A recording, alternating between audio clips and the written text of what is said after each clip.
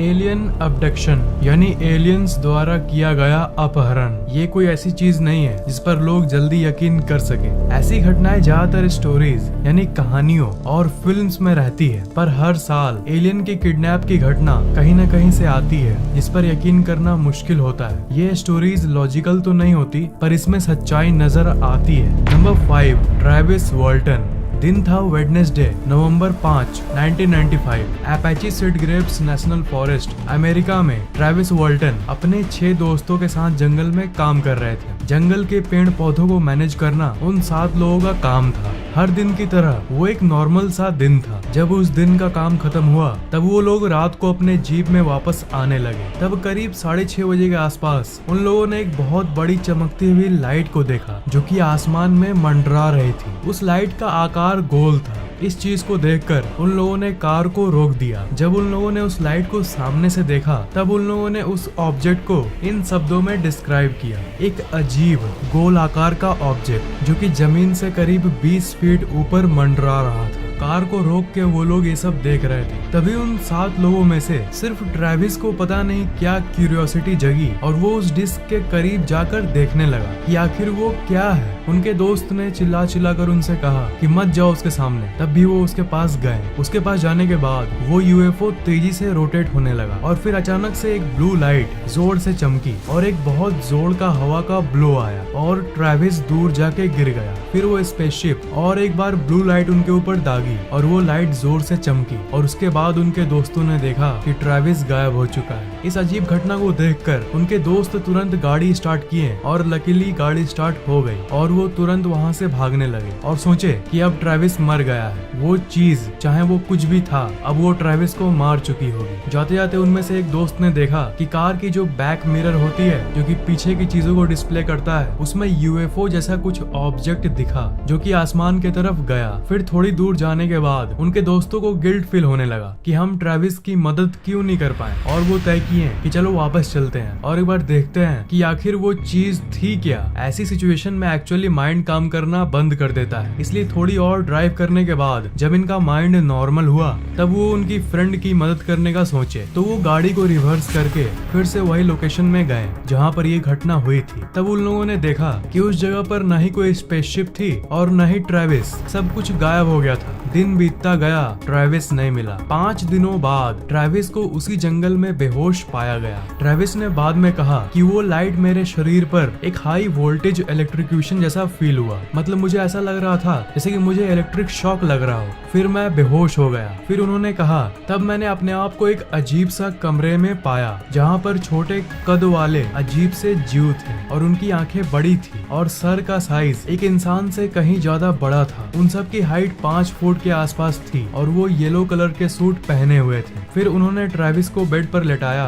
और उनके मुंह पर एक मास्क रखा। जैसे ही उन्होंने इनके ऊपर मास्क रखा वैसे ही वो पूरी तरह से बेहोश हो गए और अगला सीन जो उन्हें याद था वो था कि वो जंगल में गिरे हुए हैं। तब उन्होंने उस यूएफओ के निचले पार्ट को देखा जिसने उन्हें जंगल में ड्रॉप किया था। उन्हें जंगल में गिराने के बाद वो यूएफओ बहुत तेजी से आसमान की तरफ चला गया। उन्हें ऐसा लगा कि 1.5 से 2 घंटे बीते हुए हैं और उन्हें लगा कि मेरे दोस्तों ने पुलिस को रिपोर्ट कर दिया होगा और वो इनको ढूंढने के लिए आ रहे होंगे। पर बाद में उन्हें इस बात का पता चला कि वो 1.5 से 2 घंटे नहीं बल्कि 5 दिन तक गायब थे। इस 5 दिन के दौरान बहुत इन्वेस्टिगेशन की गई। ट्रेविस के दोस्तों की लाई डिटेक्टर टेस्ट की गई, यानी झूठ पकड़ने वाली मशीन की टेस्ट, और उसमें ये पता चला कि इनके सारे दोस्त सच बोल रहे थे। और एक अजीब चीज ये हुई कि जिस जगह पर यूएफओ उतरी थी उस जगह के जो पेड़ थे वो करीब 36 गुना ज्यादा तेजी से वुड फाइबर प्रोड्यूस कर रही थी। यूएफओ उतरने के पहले जो पेड़ 1 टन वुड फाइबर प्रोड्यूस कर रही थी वो अब 36 टन कर रही है। शायद यूएफओ की उस चमकती हुई लाइट ने पेड़ को पूरी तरह से बदल दिया। जंगल की डिटेल्ड इंस्पेक्शन की गई और ये पता चला कि सिर्फ उसी एरिया के पेड़ पर ये अमेजिंग सा असर हुआ है जहाँ पर ट्रेविस के हिसाब से वो यूएफओ लैंड किया था। बाकी सारा जंगल पूरी तरह से नॉर्मल था। ये एक बहुत ही शॉकिंग बात है। इसी घटना के ऊपर एक फिल्म भी बनाई गई थी जिसका नाम है फायर इन द स्काई और ये साल 1993 में रिलीज हुई थी। नंबर 4,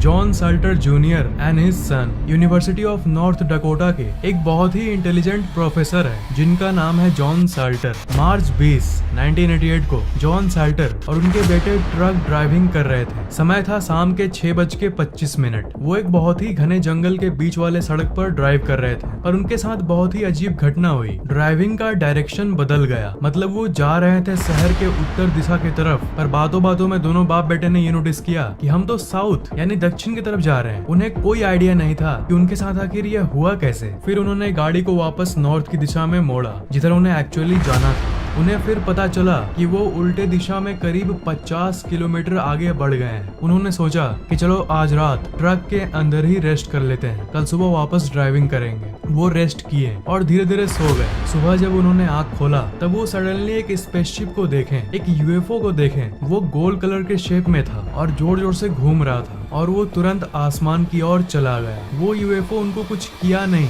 सिर्फ उनको उसकी एक झलक दिखी और आसमान की तरफ चली गई। वो कुछ समझ नहीं पा रहे थे कि आसमान में ये था क्या। वो फिर थोड़ी देर बाद नॉर्मली घर चले गए। Happy ending, right? स्टोरी खत्म? नहीं। जब वो घर आए तब उन दोनों का सर बहुत जोर से दर्द करने लगा। फिर अचानक जोर से दर्द के बाद अजीब सी मेमोरी रिकॉलिंग हुई और उनको याद आया कि आखिर क्या हुआ था उनके साथ। जब वो सुबह उठे तब तो वो ट्रक में थे, पर जब वो सो रहे थे तब वो कहीं और ही थे। उन्हें याद आया उन्हें कोई ले जा रहा था। तब उन दोनों की नींद खुल गई थी, पर वो अपने शरीर को हिला नहीं पा रहे थे। ऐसा मानो कि किसी ने पैरालाइज कर दिया हो। उन्हें ये याद आया वो 4-5 फीट के एलियन जैसे दिखने वाले प्राणियों के साथ थे। वो उन्हें अपने स्पेसक्राफ्ट में ले गए थे। फिर उसके बाद वो लोग अपने आप को एक ऐसे चेयर में पाए जो कि धरती के डेंटिस्ट यूजुअली रखते हैं, पर वो काफी एडवांस्ड चेयर था। वो ये कहें कि मेरे दाएं नाक में एक सुई घुसाकर कुछ इंजेक्ट किया गया था और उनके गले के थायराइड के हिस्से पर भी एक और इंजेक्शन दिया गया था। उन्होंने ये कहा कि उन्हें ऐसा कुछ नहीं लग रहा था कि वो उनको कोई नुकसान पहुंचा रहे थे। उन्हें ऐसा लग रहा था जैसे वो एलियंस इनकी मदद कर रहे हो। लोगों ने सोचा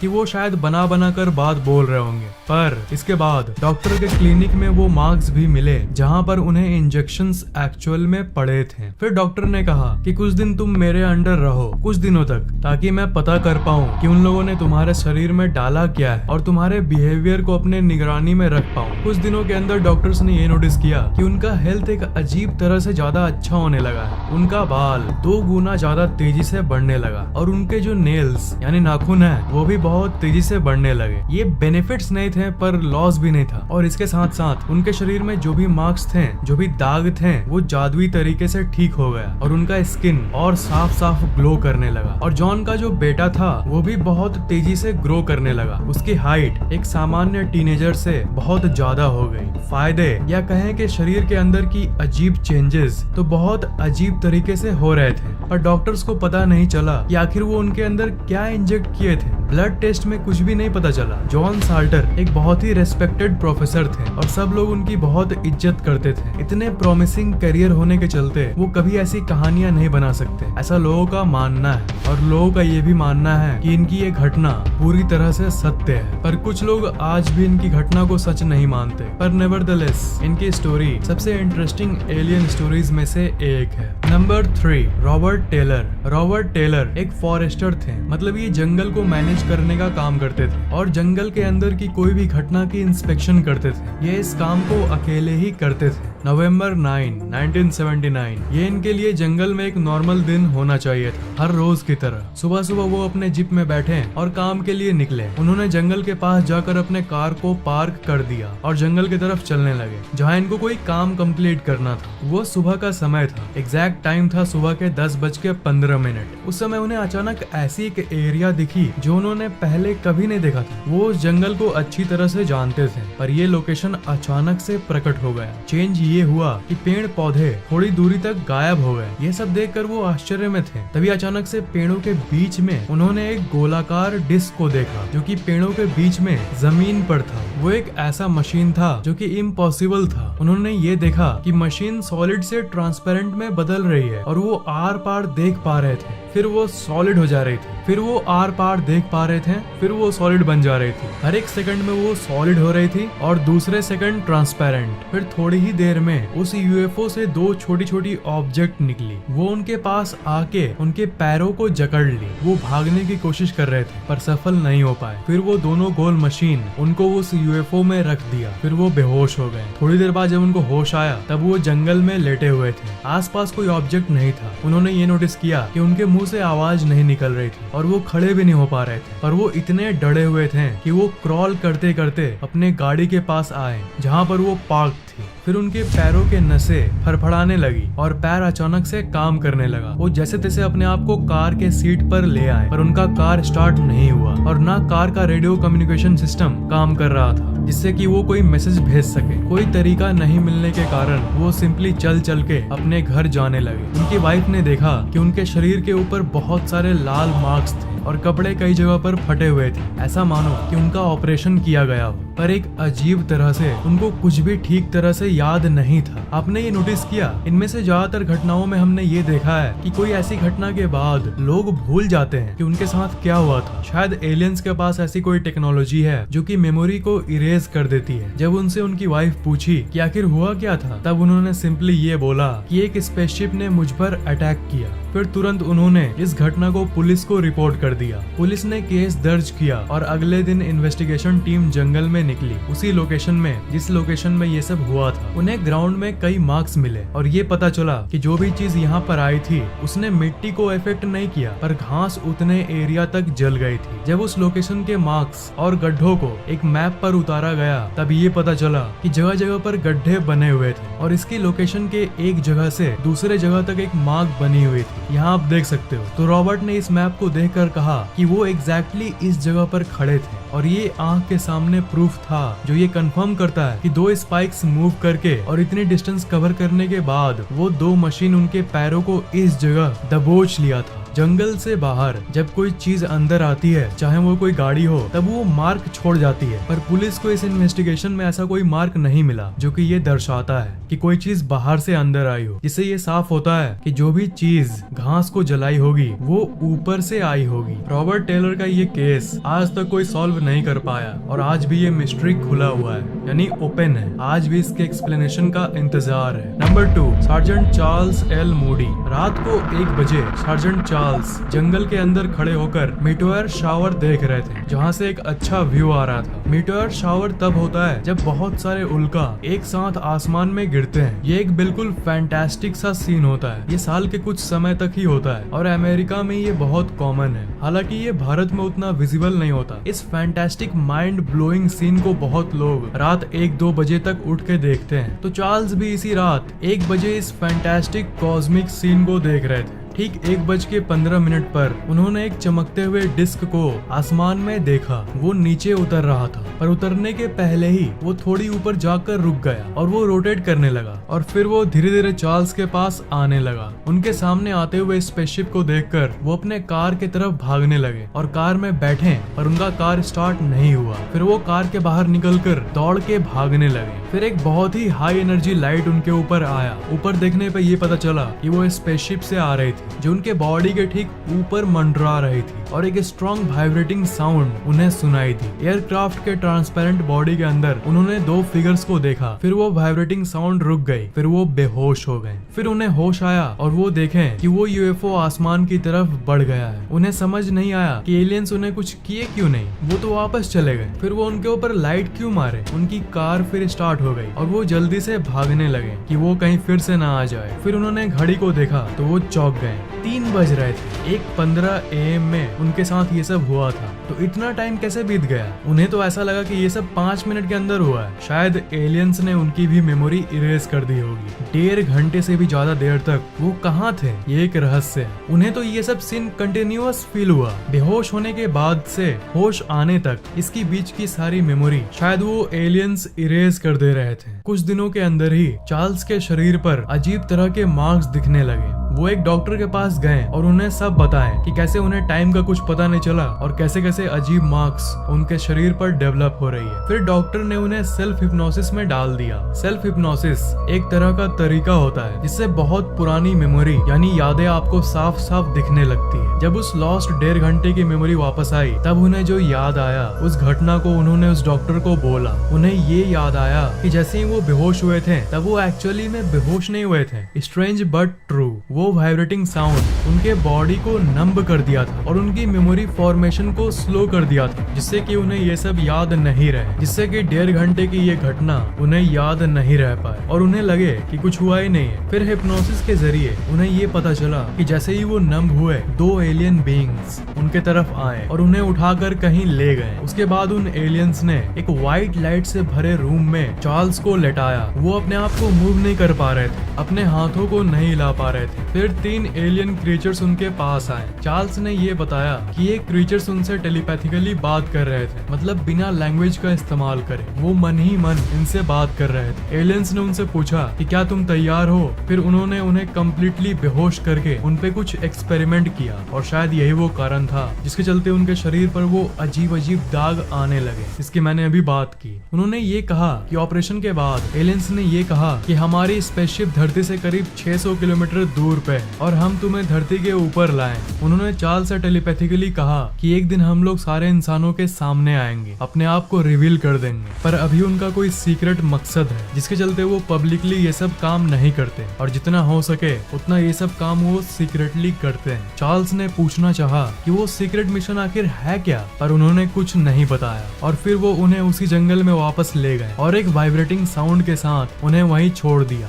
मतलब समझ रहे हो, मतलब जब पहली बार वाइब्रेटिंग साउंड आई तब उनकी मेमोरी एक तरह से पॉज हो गई थी और जब दोबारा साउंड आई तब मेमोरी रिज्यूम हो गई। उसके बीच में क्या हुआ ये उनको इसलिए याद नहीं था और इसलिए वो घटना उन्हें 5 मिनट की लगी और सारी चीजें कंटिन्यूअस लगी, पर हिप्नोसिस ने सब रिवील कर दिया। वो एलियंस किसी तरह के मेमोरी पॉजिंग टेक्निक का इस्तेमाल किए थे। चार्ल्स एक एयर फोर्स सर्विसमैन थे और वो एक रेस्पेक्टेड सार्जेंट थे, इसलिए ये कोई ऐसे वैसे इंसान नहीं थे जो कि ऐसे ही कहानी बना देंगे, वो भी इतने बड़े पोस्ट पर होकर। इस चीज को टेस्ट करने के लिए उन्होंने लाई डिटेक्टर टेस्ट भी लिया एंड गेस व्हाट, वो पास हो गए। इसका मतलब वो सच बोल रहे थे। Number 1, Frederick Valentich. ये केस बाकी केसेस से अलग है क्योंकि इस घटना में जिसे अगवा किया गया वो कभी भी वापस नहीं आया। पिछले जितने भी केसेस थे उनके ऊपर एक्सपेरिमेंट किया गया और जिस जगह वो इंसान को अगवा करते हैं उसी जगह पर वो वापस छोड़ देते हैं, पर अनफॉर्चुनेटली इस घटना में ऐसा कुछ नहीं हुआ। अक्टूबर 21,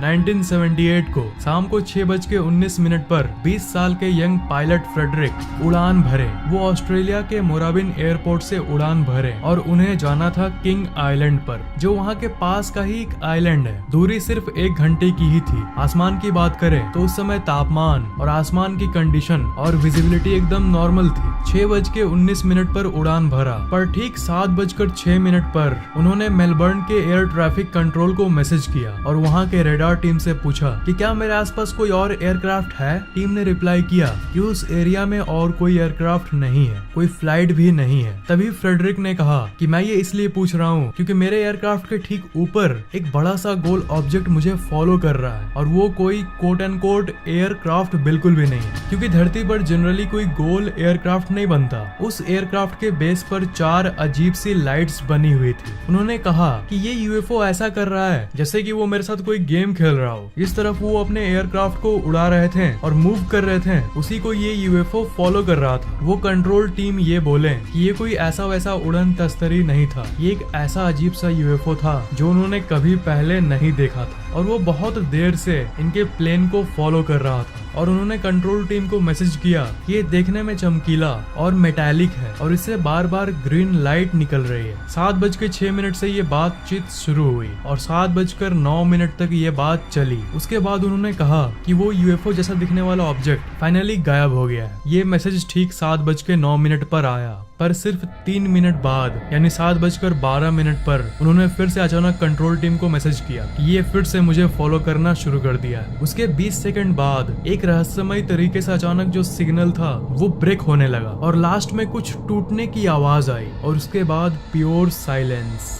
17 सेकंड के प्योर साइलेंस के बाद सिग्नल कंप्लीटली लॉस्ट हो गया। जब ये खबर अथॉरिटीज को गई तब उन्होंने 4 दिन तक उन्हें ढूंढने की कोशिश की, चप्पा चप्पा छान मारा, पर फ्रेडरिक कभी नहीं मिले और इस घटना की ऑफिशियल स्टेटमेंट ये निकली: the real reason for the disappearance of Frederick's aircraft has not been determined. बहुत सारे सोर्सेस ये कहते हैं कि फ्रेडरिक एक बहुत अच्छे एक्सपीरियंस्ड पायलट थे और अगर वो क्रैश भी हुए होते हैं तब वो कहीं ना कहीं जंगल में मिलते हैं, पर पूरे छानबीन के बाद भी वो कहीं नहीं मिले। और एक बात ये है कि वो सेसना 182 प्लेन चला रहे थे जो कि इस तरह डिजाइन की जाती है कि इमरजेंसी क्रैश के टाइम पर भी आप उसे पानी के ऊपर भी लैंड कर सकते हो और वो तैरने लगेगी, तो कोई चांस ही नहीं है कि उनका प्लेन क्रैश हुआ होगा। शायद एलियंस उनके एयरक्राफ्ट को धरती पर नीचे की तरफ नहीं बल्कि स्पेस में ऊपर की तरफ ले गए। जिस दिन वो गायब हुए वहीं के आसपास के एक फार्मर यानी एक किसान ने बोला कि मैंने ये देखा था